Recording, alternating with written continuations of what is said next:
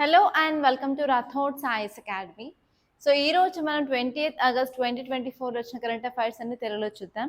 So నేను ఇక్కడ వచ్చేసి 7 to 8 ఆర్టికల్స్ తీసుకున్నాను. సో ఈ ఆర్టికల్స్ అనేవి మీరు ఏ ఎగ్జామ్ ప్రిపేర్ అయినా అంటే యూపీఎస్సీ అవనివ్వండి, APPSC or TSPSC or SSC banking ఏ ఎగ్జామ్కైనా కూడా చాలా యూజ్ అవుతుంది. ఓకే, సో మన ఫస్ట్ టాపిక్ వచ్చేసి ఏంటి అంటే the library of India's freedom is under threat. So మీరు చూసుకున్నట్టయితే ఏంటంటే మనకి నేషనల్ ఫ్లాగ్ ఎలా ఉండాలి ఏంటి అని మనకి ఫ్లాగ్ కోడ్ అనేది ఉంది.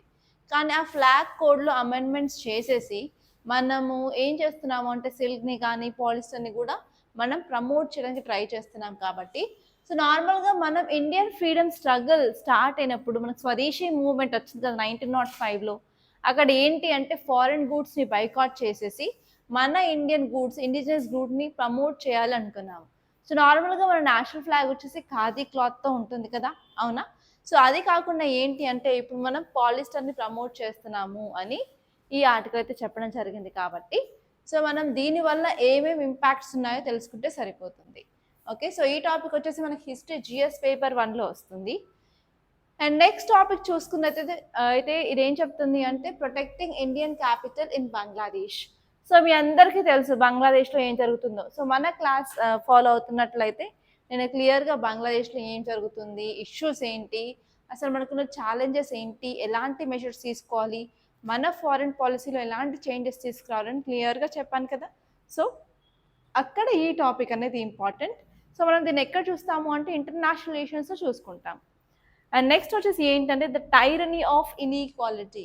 సో మన దగ్గర అసమానత అనేది ఉంది అని చెప్తున్నారు. సో అసమానత అంటే మన జెండర్ ఇన్ఈక్వాలిటీ తీసుకోవచ్చు, ఎకనామిక్ ఇన్ఈక్వాలిటీ తీసుకోవచ్చు. ప్రతి చోట ఎక్కడికి వెళ్ళినా కూడా ఇన్ఈక్వాలిటీ ఉంది. కానీ ఈ ఆర్టికల్ దేని గురించి చెప్తుంది అంటే ఎకనామిక్ ఇన్ఈక్వాలిటీ గురించి చెప్తుంది అనమాట. అండ్ నెక్స్ట్ వచ్చేసి ఏంటి అంటే how Banni grasslands of Kutch Gujarat can be restored. So మీ అందరికీ తెలుసు రీసెంట్గా బన్నీ గ్రాస్ ల్యాండ్స్ అనేది న్యూస్లో ఉంది. ఎందుకు న్యూస్లో ఉంది అంటే మనం కొత్త లయన్ శాంచురీ కూడా ఇక్కడ పెట్టాలి అనుకుంటున్నాము. సో మీకు మీ న్యూస్ నుంచి మీకు క్వశ్చన్ ఎలా అడుగుతారు అంటే బన్నీ గ్రాస్ ల్యాండ్స్ రీసెంట్గా న్యూస్లో ఉంది, అది ఏ రాష్ట్రంలో ఉంది అని అడుగుతారు. లేకపోతే లయన్ శాంచురీ కొత్తగా ఏ స్టేట్లో తీసుకొస్తున్నారు అని అడుగుతారు. లేకపోతే ఎక్కడ అని కూడా అడుగుతారు. సో ఇక్కడ మీరు చూసుకోవాల్సింది ఏంటి అంటే బన్నీ గ్రాస్ ల్యాండ్స్ యొక్క ఏరియా అనేది తగ్గుతూ వస్తుంది. సో దానికి గల కారణాలు ఏంటి, ఓకే, సో అక్కడ చేయాల్సిన మెజర్స్ ఏంటి, సో ఇవన్నీ మీరు చూసుకోవాలి. అండ్ నెక్స్ట్ వచ్చేసి ఏంటి అంటే యాక్ అనేది ఒక యానిమల్ అనమాట. సేమ్ మనకు బఫెలో లాగా ఉంటుంది, కాకపోతే కొంచెం ఊలు ఎక్కువగా ఉంటుంది, కొమ్ములు పొడవుగా ఉంటాయి. సో యాక్ అనేది చైనా నుంచి మన ఇండియాకి ఎస్పెషల్లీ ఈస్టర్న్ లదాఖ్కి వస్తున్నాయన్నమాట. ఓకే, అరౌండ్ 40 పైగా వచ్చాయి.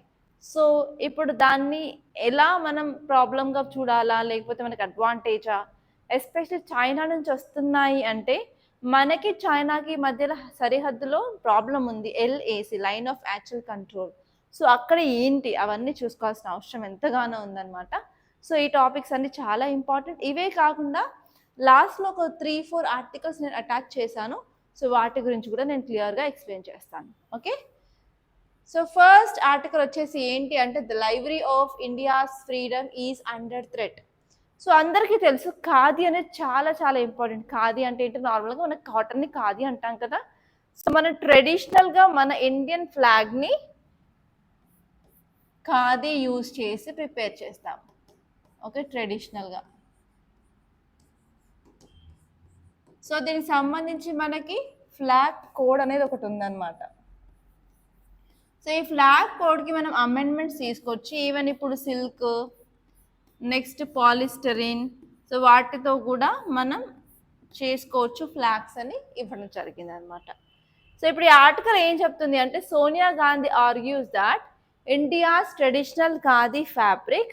సో ఈ ట్రెడిషనల్ ఖాదీ ఫ్యాబ్రిక్ అనేది ఒక సింబల్ అనమాట, మన కంట్రీ ఫ్రీడమ్కి కానీ అలాగే సెల్ఫ్ సఫిషియెంట్కి అది ఒక సింబల్. సో ఇప్పుడు రీసెంట్గా గవర్నమెంట్ పాలసీస్ ఏం చేస్తున్నాయి అంటే మనం మెషిన్ మేడ్ పాలిస్టర్ ఫ్లాగ్స్ని ప్రమోట్ చేస్తున్నాము అని. సో ఈవెన్ మీ అందరికీ తెలుసు హర్ఘర్ తిరంగాని మన గవర్నమెంట్ లాంచ్ చేసింది కదా. సో అందులో కూడా పాలిస్టిరిన్ ఫ్లాగ్స్ అనేవి చాలా చోట్ల అనేది డిస్ట్రిబ్యూట్ చేస్తున్నారు అని చెప్పి ఇక్కడ అలిగేషన్ వచ్చిందనమాట అపోజిషన్ పార్టీ నుంచి. సో ఇప్పుడు మీరు క్లియర్గా చూసినట్టయితే అసలు మనకి ఫ్లాగ్ కోడ్లో కొన్ని అమెండ్మెంట్స్ తీసుకురావడం వల్ల ఈ ఖాదీ సిగ్నిఫికెన్స్ అనేది చాలా తగ్గింది.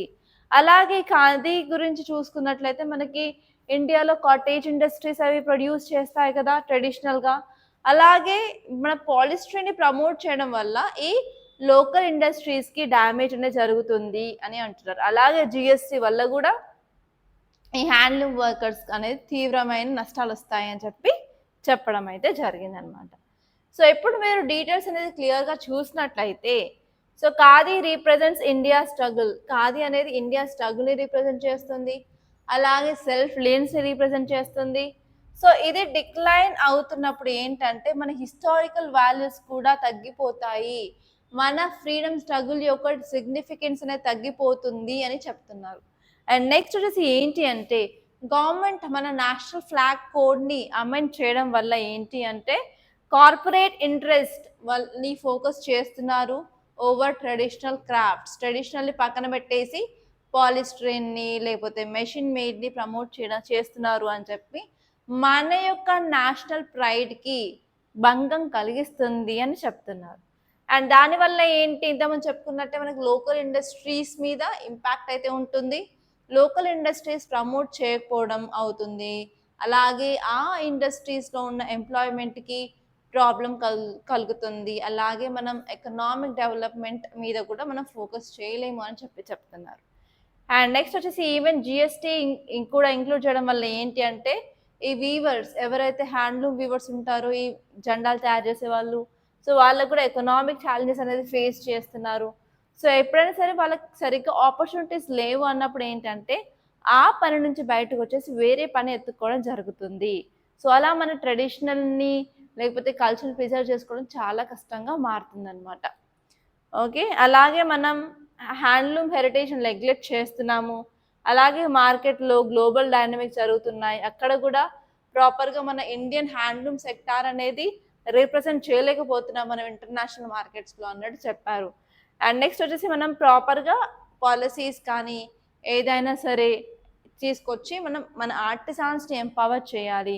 అలాగే ఖాదీ యొక్క ఐడెంటిటీని మనం పెంచాలి, మనం మన కోఆపరేటివ్ మోడల్స్ని కూడా ప్రమోట్ చేయాలి అన్నట్టు ఈ ఆర్టికల్లో చెప్పడం జరిగింది. ఈ వర్డ్స్ కనుక మీరు యూజ్ చేస్తున్నట్టే మీకు మంచి మార్క్స్ అయితే వస్తాయండి. అండ్ నెక్స్ట్ వచ్చేసి ఏంటంటే protecting Indian capital in Bangladesh. So మీరు ఇక్కడ చూసుకోవాల్సింది ఏంటి అంటే ఇండియా బంగ్లాదేశ్ రిలేషన్స్. ఇది వచ్చేసి ఇండియా బంగ్లాదేశ్ రిలేషన్కి సంబంధించింది. సో మనం జిఎస్ పేపర్ 2లో ఇంటర్నేషనల్ రిలేషన్స్లో మనం దీన్ని చదువుకుంటాం అన్నమాట. సో మీరు ఇక్కడ ఫోకస్ చేయాల్సింది ఏంటి అంటే different areas of cooperation. So India బంగ్లాదేశ్కి మధ్యలో డిఫరెంట్ ఏరియాస్ ఆఫ్ కోఆపరేషన్ ఏంటి, ఇప్పుడున్న ఛాలెంజెస్ ఏంటి, మనం ఎలాంటి ఫారిన్ పాలసీ తీసుకురావాలి, లేకపోతే మనం ఎలాంటి మెషర్స్ అయితే తీసుకురావాలి అని మనకు క్లియర్గా తెలుసుకోవాలన్నమాట. సో ఇక్కడ ఈ ఆర్టికల్ ఏం చెప్తుందంటే క్యాపిటల్ అని చెప్తుంది. క్యాపిటల్ అంటే ఏం లేదంటే ఇన్వెస్ట్మెంట్. ఆల్రెడీ ఇండియాలో ఉన్నవారు బంగ్లాదేశ్లో ఇన్వెస్ట్ చేయడం జరిగింది, ఆ ఇన్వెస్ట్ చేసిన దాని మీద అసలు ఎలా కాపాడుకోవాలి మనం అన్నట్టు ఈ ఆర్టికల్లో ఇవ్వడం జరిగింది. సో ఇది వచ్చేసి ఓన్లీ జిఎస్ పేపర్ 2లోనే కాదు, జిఎస్ పేపర్ 3 ఎకానమీలో కూడా మనం దీన్ని చదువుకోవడానికి ఆస్కారం ఉంది. ఓకే, ఒక్కసారి మనం దీన్ని క్లియర్గా చూసుకున్నట్లయితే ఈ ఆర్టికల్ ఏం చెప్తుంది అంటే ద పొలిటికల్ అప్హీవల్. బంగ్లాదేశ్లో పొలిటికల్ ఇన్స్టెబిలిటీ వచ్చింది, దానివల్ల ప్రైమ్ మినిస్టర్ షేక్ హసీనా అనేవారు ఆ దేశంని విడిచిపెట్టి వేరే దేశాలకు శరణు కోరుతున్నారు, అయినప్పటికీ తనకు దొరకట్లేదు. సో ఇప్పుడు ఏంటంటే షేక్ హసీనా ఒక కన్సర్న్ రేస్ చేసింది. ఏంటి అంటే ఆల్రెడీ ఇండియన్ కంపెనీస్ అక్కడ చాలా వర్క్ చేస్తున్నాయి, ఆపరేటింగ్ చేస్తున్నాయి కదా, సో వాటి ఫ్యూచర్ ఏంటి. సో ఇప్పుడు మనకు తెలియదు. ఇప్పుడు మనకు ప్రెసెంట్గా ఇంటరిమ్ గవర్నమెంట్ యూనస్ ఫామ్ చేశారు, ఆర్మీ ఆఫీసర్. అదే కాకుండా ఏంటి అంటే జియా ఖలీదా ఆల్రెడీ వచ్చేసింది జైలు నుంచి, అండ్ జమత్ గ్రూప్స్ కూడా యాక్టివ్గా ఉన్నాయి అక్కడ. సో ఇప్పుడు వీళ్ళందరూ కలిసి గవర్నమెంట్ ఫామ్ చేస్తారా లేకపోతే ఎలక్షన్స్ పెడతారా, సో ఏంటి పరిస్థితి అని ఎవరికి తెలియదు అనమాట. సో అందుకని ఇప్పుడు షేక్ హసీనా ఒక కన్సర్న్ అయితే చేసింది, ఏంటి అంటే ఇండియన్ కంపెనీస్ ఏవైతే అక్కడ ఇన్వెస్ట్మెంట్ చేశాయో సో వాటి పరిస్థితి ఏంటి అని అయితే. సో ఇక్కడ చూసుకున్నట్లయితే మనకి చాలా చేంజెస్ అనేది గవర్నమెంట్ యాటిట్యూడ్లో రావడం జరిగింది రిగార్డింగ్ ఇండియన్ ఇన్వెస్ట్మెంట్. దానివల్ల ఏంటి అంటే ఇప్పుడు అక్కడ పెట్టుబడులు పెట్టిన కంపెనీస్ ఏంటి అంటే సో లీగల్ ఫ్రేమ్వర్క్స్ ఏమేమి ఉన్నాయి వాళ్ళని ప్రొటెక్ట్ చేయడానికి మన ఇండియాలో, సో వాటి వైపు అయితే వెతకడం జరుగుతుంది అనమాట ఇప్పుడు. సో ఇప్పుడు మీరు క్లియర్గా చూసుకున్నట్లయితే ఇక్కడ పొలిటికల్ వాక్యూమ్ అనేది క్రియేట్ అయిందనమాట. సో అక్కడ ఉన్న ప్రైమ్ మినిస్టర్ షేక్ హసీనా ఆ దేశాన్ని విడిచిపెట్టి వేరే దేశానికి వచ్చిన వెంటనే అక్కడ పొలిటికల్ వాక్యూమ్ అనేది అయితే క్రియేట్ అయింది. దానివల్ల ఏంటి అంటే బిజినెస్ ఆపరేషన్స్ సరిగ్గా జరుగుతాయా లేదా అనే పెద్ద క్వశ్చన్ అనమాట. సో అదే కాకుండా ఇప్పుడు మీరు ఇండియా నుంచి ఇన్వెస్ట్మెంట్ చూసుకున్నట్లయితే వాళ్ళు ఒక సెక్టార్లో అని పెట్టలేదు, వివిధ రంగాల్లో వాళ్ళు ఇన్వెస్ట్ చేయడం జరిగింది మన ఇండియన్స్. ఎందుకు చేశారు అంటే గత 15 సంవత్సరాల నుంచి షేక్ హసీనా అనేవారు రూలింగ్ పార్టీలో ఉన్నారు. సో ఆ పార్టీ అనేది మన ఇండియాకి చాలా చాలా అంటే మనకి ప్రో ఇండియా చూపిస్తుంది అనమాట. సో అందుకని ఏంటి అంటే ఇండియాలో ఉన్న ఇన్వెస్టర్స్ బంగ్లాదేశ్లో ఇన్వెస్ట్ చేయడానికి చాలా ఆసక్తి అనేది చూపించడం జరిగింది. అండ్ నెక్స్ట్ వచ్చేసి మన దగ్గర ఏవైతే లాస్ ఉన్నాయో డొమెస్టిక్ లాస్ ఇండియాలో, సో ఏ లాస్ అయితే ఇలా పెట్టుబడుల్ని డీల్ చేస్తాయి అవి ఇండియాలో ప్రాపర్గా ఇప్పుడు లేవు. సో అది ఇంకొక పెద్ద ప్రాబ్లం అనమాట సో మనకి. అండ్ నెక్స్ట్ ఇంకొక పాయింట్ చూసుకున్నట్లయితే ఇండియాకి బంగ్లాదేశ్కి మధ్యలో ఇన్వెస్ట్మెంట్కి సంబంధించిన ఒక ట్రీటీ అయితే ఆల్రెడీ సైన్ చేసుకున్నాం. అది ఏంటంటే బైలాటరల్ ఇన్వెస్ట్మెంట్ ట్రీటీ అంటాము. సో అది బాగానే ఉంది, కాకపోతే ఏంటంటే మనం దాన్ని 2017లో అమెండ్మెంట్స్ తీసుకొచ్చామన్నమాట.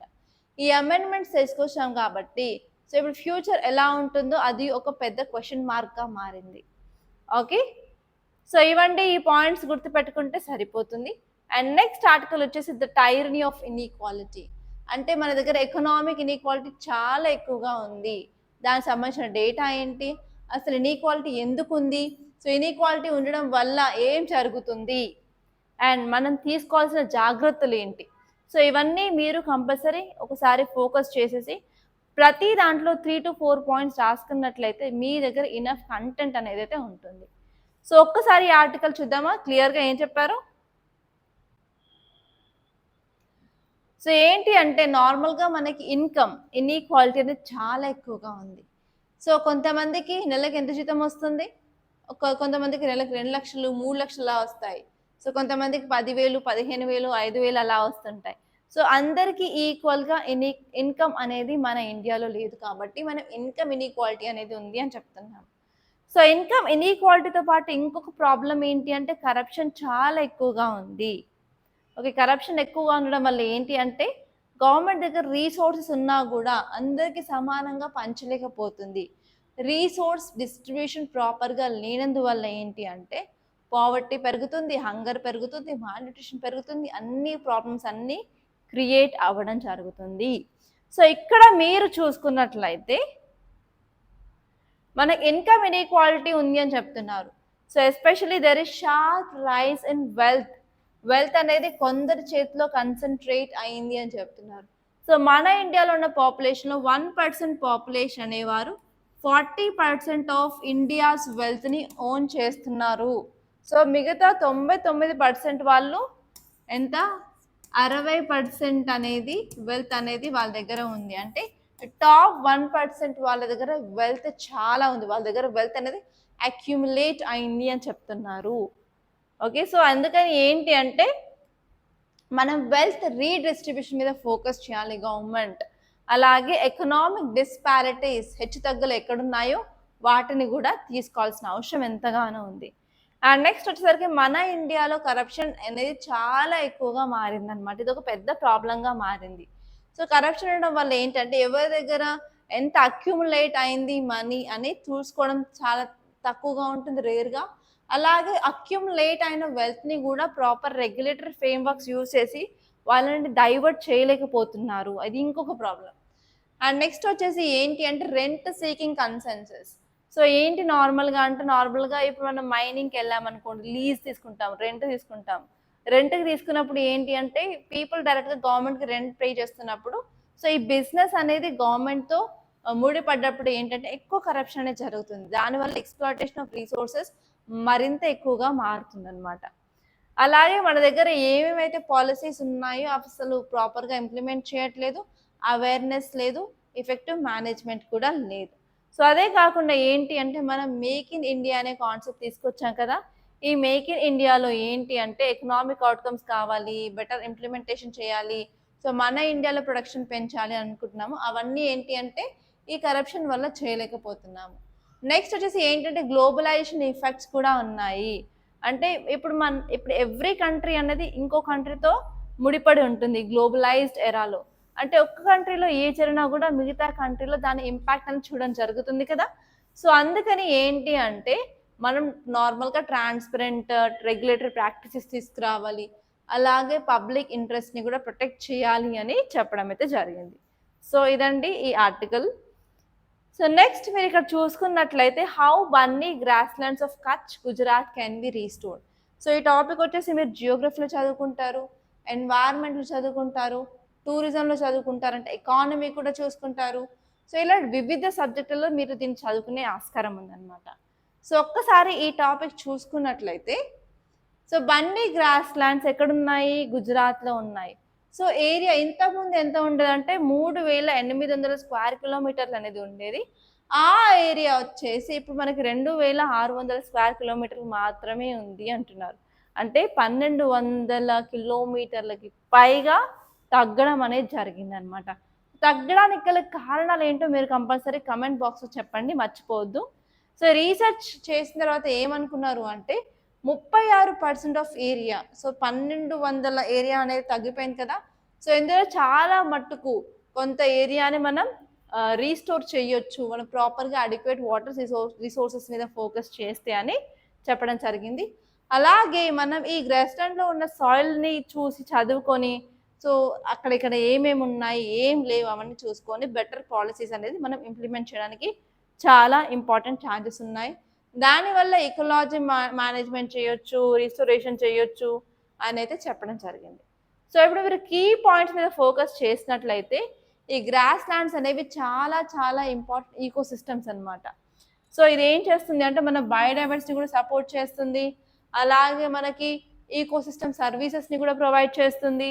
అలాగే క్లైమేట్ మిటిగేషన్‌కి, పాలినేషన్‌కి అన్నిటికి చాలా చాలా యూజ్‌ఫుల్ అవుతుందన్నమాట. సో, అందుకని ఏంటంటే మనం రిస్టోరేషన్ చేయడానికి ఎంతైనా ట్రై చేయాలి అని చెప్తున్నారు. సో, ఈ రిస్టోరేషన్ చేయాలి అంటే ఫస్ట్ ఇంపార్టెంట్ పాయింట్ మనం ఫోకస్ చేయాల్సింది ఏంటి అంటే వాటర్ మీద ఫోకస్ చేయడం. వాటర్ రిసోర్సెస్ అనేది మనకు చాలా చాలా ఇంపార్టెంట్. మన సస్టైనబుల్ వాటర్ మేనేజ్‌మెంట్ ప్రాక్టీస్ అనేది మనం చేయాలి అంటున్నారు. అలాగే అక్కడున్న సాయిల్‌లో ఉన్న న్యూట్రియంట్స్‌ని కానీ, మినరల్స్‌ని కానీ వాటినన్నిటిని చూసుకొని ప్రాపర్‌గా మనం వెజిటేషన్ ఇండికేటర్స్‌ని ఫోకస్ చేయాలి అని చెప్తున్నారు. ఓకే. సో, ఇవన్నీ డిఫరెంట్ స్ట్రాటజీస్ అనేది తీసుకురావడం వల్ల ఏంటి అంటే, మనం ఇక్కడ దీన్ని రిస్టోర్ చేయాలి. సో, రిస్టోర్ చేయడం వల్ల ఏంటి అంటే, మనం ఎకోసిస్టమ్‌ని, ఎకాలజీని కూడా మనం ఇక్కడ పెంచొచ్చు. అండ్ నెక్స్ట్ వచ్చేసి ఏంటంటే, మనం సింపుల్ ఇరిగేషన్ టెక్నిక్స్‌ని ఇక్కడ ఫోకస్ చేయాలి అని చెప్తున్నారనమాట. ఓకే. సో, నెక్స్ట్ ఇక్కడ మీరు ఫోకస్ చేసినట్లయితే, బండి గ్రాస్ ల్యాండ్స్ నుంచి మీకు ఫ్యాక్ట్స్ బేస్డ్ క్వెషన్ వచ్చే ఛాన్సెస్ ఉన్నాయి. సో, అసలు ఏ స్టేట్‌లో ఉంది అంటే గుజరాత్‌లో ఉంది అంటున్నారు.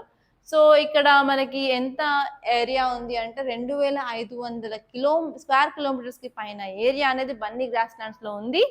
అండ్ అక్కడ ఏ ఫ్యాక్టర్స్ వల్ల మనకి డిక్రీజ్ అవుతుంది ఈ ఏరియా అంటే డ్యామ్స్ మీద. ఓకే. డ్యామ్స్ కట్టడం వల్ల రివర్స్ పైన, అలాగే ఇక్కడ ఇన్వేసివ్ స్పీసీస్ అనేది చాలా పెద్దగా పెరుగుతుంది.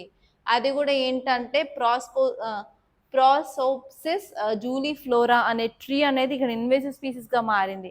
దానివల్ల ఇక్కడుండే నార్మల్‌గా నేటివ్ గడ్డి అనేది తగ్గిపోతుంది అని చెప్తున్నారు. అండ్ ఇక్కడ బన్నీ అనేది ఒక ట్రైబల్ గ్రూప్ అన్నమాట. సో, వాళ్ళ పేరు మీద ఈ గ్రాస్ ల్యాండ్స్‌కి బన్నీ గ్రాస్ ల్యాండ్స్ అని రావడం జరిగింది. సో, ఇక్కడ మొత్తం వచ్చేసరికి 22 తెగల వాళ్ళున్నారు ఇక్కడ. అండ్ ఇక్కడ మనకు చాలా బయోడైవర్సిటీ అనేది కనిపిస్తుంది. ఒక గడ్డి రకాల్లోనే 37 రకాల గడ్డి అనేది మనకిక్కడ కనిపిస్తుంది. అండ్ 275 బర్డ్స్ అనేవి స్పీసీస్ కనిపిస్తాయి. అండ్ ఇక్కడ buffaloes, sheeps, goats, horses, camels ఇలాంటి వైల్డ్ లైఫ్ అనేది ఉంటుందన్నమాట. ఓకే. అండ్ నెక్స్ట్ ఇక్కడ చూసుకున్నట్లయితే ఈ ఇమేజ్‌లో ఉన్నది యాక్ అన్నమాట. సో, యాక్ అనేది చైనా నుంచి ఇండియాకి రావడం జరిగింది. సో, ఇప్పుడు మీరు మ్యాప్ అయితే చూసినట్లయితే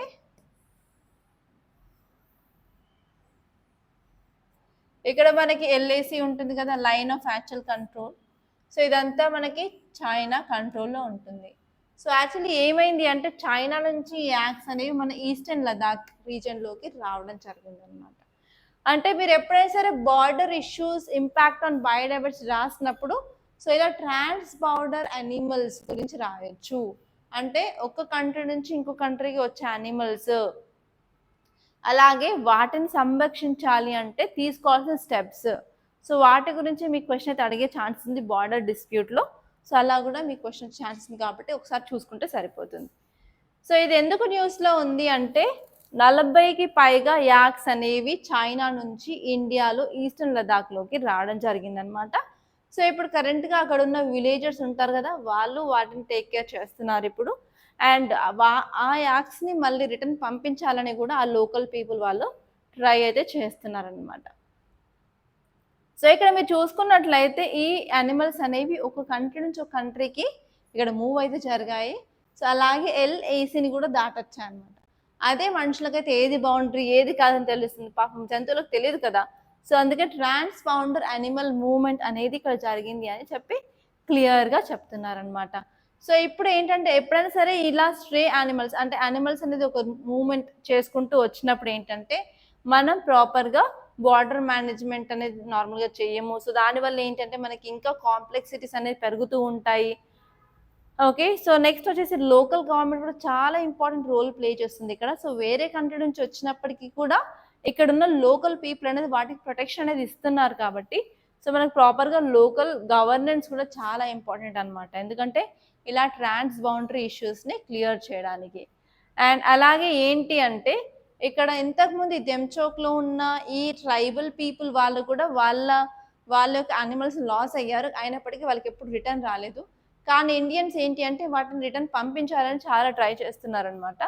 అండ్ ఎప్పుడైనా సరే మనకు ఒక కాన్ఫ్లిక్ట్ అనేది ఉంటుంది. ఏంటి అంటే ఈ లదాఖ్లో ఉన్న ఈ అంటే కొన్ని ట్రైబ్స్ వాళ్ళు ఉంటారు. సో వాళ్ళు ఏంటి అంటే వాళ్ళ యానిమల్స్ తీసుకెళ్ళి మేయించుకొని తీసుకొస్తారనమాట.